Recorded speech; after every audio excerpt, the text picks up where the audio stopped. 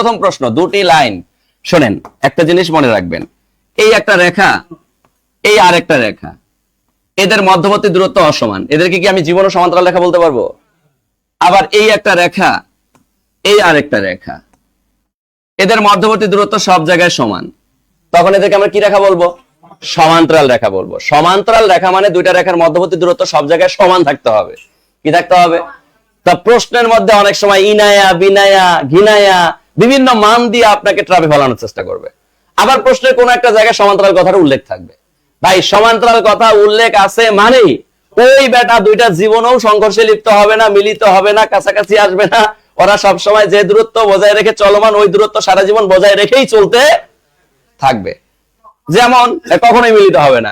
এইখানেই দেখেন দুটি লাইন একে অন্যের থেকে 2 মিটার দূরে সমান্তরাল ভাবে, কিভাবে সমান্তরাল ভাবে চলে যাচ্ছে। তারা একে অন্যের সাথে মিলিত হবে কত মিটার দূরে? বলেন বলেন, মিলিত হবে? হবে না। 35তম বিসিএ যে আসছে প্রশ্নটা। কথা কি বুঝতে পারছি? সমান্তরাল রেখা কখনো মিলিত হয় না।